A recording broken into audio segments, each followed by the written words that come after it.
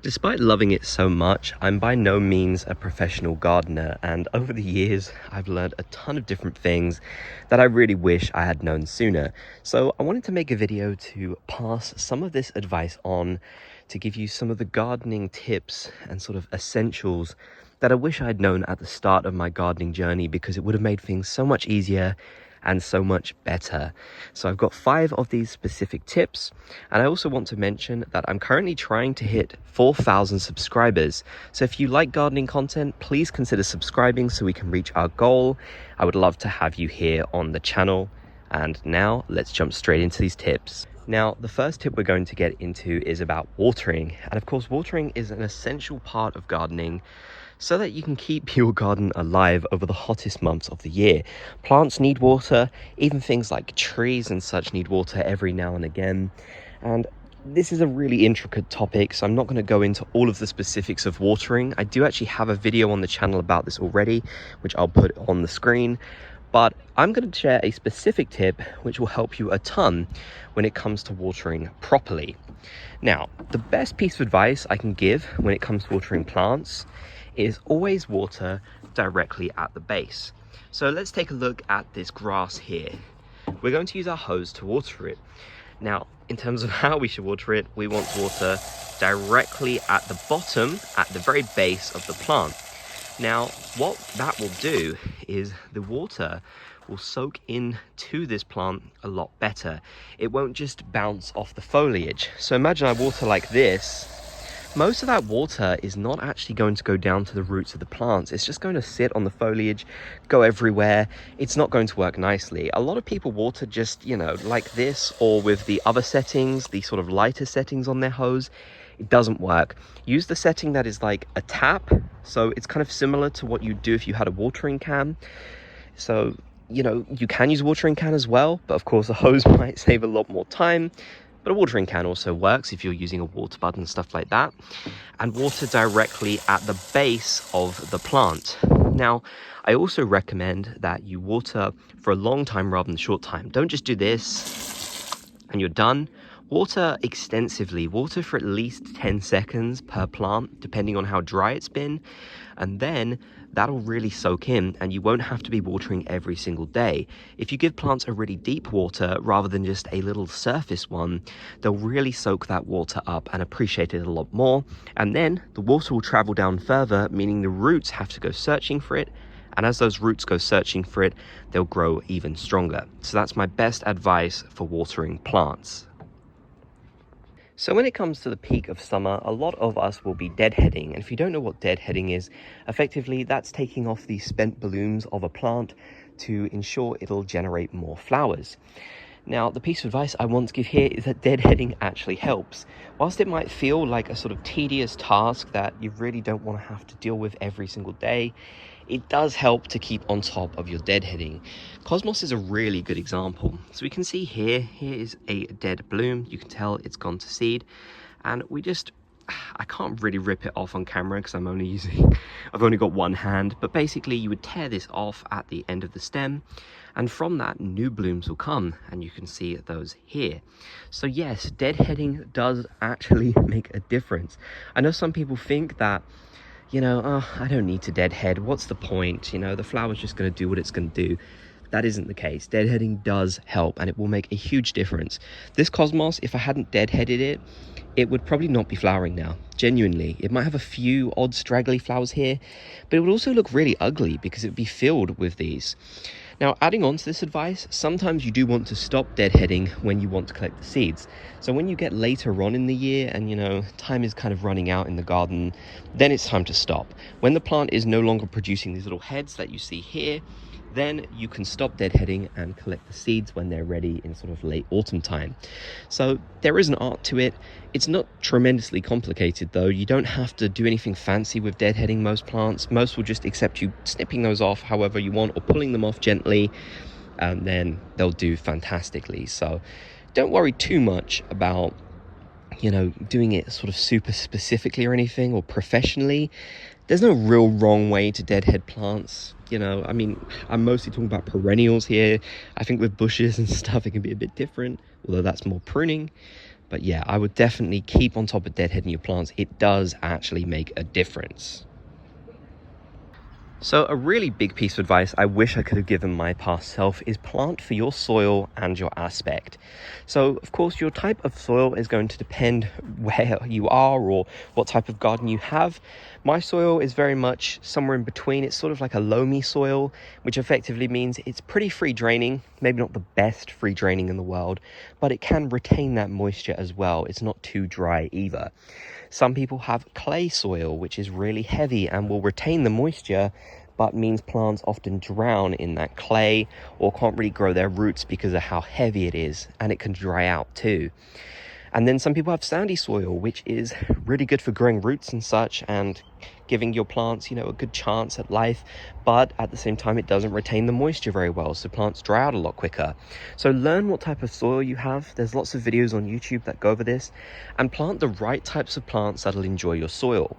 Back here in this giant border is a very sort of dry type of soil. I mean, it's still loamy, but it doesn't get too wet. It doesn't say waterlogged or anything. It dries out. So I planted lots of plants that like dry conditions, and I have even made a video on this, plants that can handle drought. So all these plants have been doing incredibly well back here. Some, year after year, like the verbenas, have been doing incredibly well because they like this soil condition, and I did my research. And in terms of your aspect, learn what your garden aspect is. I think mine is east something. It's east facing, so I don't get sun all day. As you can see, if you look at the front of my house, is currently in shade. But this back border here will stay in sun pretty much until the evening, and then get a little bit more later on even. So learn what your aspect is and plant the right types of plants. Here in this back border, these are full of sun-loving plants, and as you can see, they're all doing very well. That's because this section gets a ton of sun. I believe to be classified as full sun, it has to be 8 hours a day. I mean, it's not a strict rule. You can still, play around with that, but that's kind of a guideline that I'm going off, and it has worked for me. Now, if I move to the very front of my garden, here, where it's shady, I've picked a lot of plants that don't mind having partial shade. Now, partial shade can mean a lot of different things. In some cases, it can mean plants that are like hidden under trees all day, for example, and sun will kind of come in and out depending on how it's going. But I'm kind of counting it as the fact that this does get like 6 hours of sun from the morning right until the afternoon, but then it goes shady later on. Some people might consider that full shade, but I don't personally, because as you can see, I've even had some sun-loving plants in here, like the Perovskia, which I probably should move in future years. Even that still does really well here. So, there's not a strict guideline on what is full sun and stuff like that, but just check your aspect and see what types of things can be planted where. Maybe plant, some of the partial shade or shady-loving ones in the appropriate areas. Like obviously I have my full shade here under the bush. This doesn't get any sun, maybe like half an hour in the morning. So of course I just plant shady things here and they do really well. And any sun-loving things in this border would do terribly. So yeah, definitely plant for your garden's aspect. That will save you a lot of headache in the future. And it'll help your plants look the absolute best that they can be. Now, another important tip I want to give is check your plant's hardiness. Have you ever bought a plant just from the garden center, not really knowing exactly what it is, and then it's failed you? It's just done really poorly or died really quickly? Well, that's maybe because the hardiness wasn't right for where you are. Now, there's this website called the RHS, which of course is also an organization here in the UK, but it has a website and it's fantastic. It'll give you so much information about the plants, lots of scientific information about them, and it'll effectively also give a hardiness rating. Now, there's a hardiness list which goes all the way up to 8, I believe, and it starts off at like really low hardiness. So we're talking annuals, things that don't survive under any circumstances beyond the first year. And then even things like tropical plants, which of course here in the UK would just do nothing. Although I don't know, with this summer that we've had, they might do a bit better, who knows. But yeah, basically each plant has its own hardiness rating. So type in the specific name of the plant that you're buying or you're about to buy, and then check the hardiness rating and compare that to your hardiness zone. If you're in the United States, you'll have a hardiness zone. I believe it's called the USDA hardiness zone, and you can check a map of that. Just do a quick little Google, and you can kind of compare that to the RHS hardiness ratings and see what will work in your area. But each hardiness rating will also kind of just tell you generally how tough plants are. Like, for example, let's pick something really, really hardy. How about this geranium here, Geranium Brookside? I think this is like hardiness number 8, which means that even in the harshest northern climates of Europe, this will still do really well. So if it gets incredibly cold, this is still going to come back year after year. Whereas something like this Echinacea White Swan is only hardiness rating 5, which means it'll still do great throughout most of the UK, but let's say you're somewhere like in Northern Europe where it gets really, really cold, this thing might not come back in future years. So checking those hardiness ratings for each plant is absolutely essential if you don't want to waste your money on things that are just going to die off and not really be suited for your garden. Finally, now this is very subjective, but the last piece of advice I want to give is that sometimes less can be more. Now, my garden, when I started off, I wanted to have every single variety of plant. I wanted to have just hundreds and hundreds of different plants, and to be fair, I still do, but I wanted to just have every plant be unique. And I have kind of decided, honestly, that I think for me, it looks better when, yes, you do have lots of different plants to sort of increase the diversity, but you also do repeat a lot of plants. So when I say less is more, I don't mean plant less things. I mean, look at this border, it's absolutely filled. But what I do mean by that is plant lots of the same things and have lots of repetition so you can really create a cohesive planting scheme. Like you can see, I planted big clumps of Rudbeckia here because they look much better when there's a lot of them. The same with the Achillea and the Yarrow, and also the Echinops. Now, some people would have planted these even closer than I did, but I decided, you know what, I do want things spaced out still. Like, look at these Echinaceas, they're pretty spaced out, but they're still in the same sort of field of view, so that repetition and that theme is made very clear.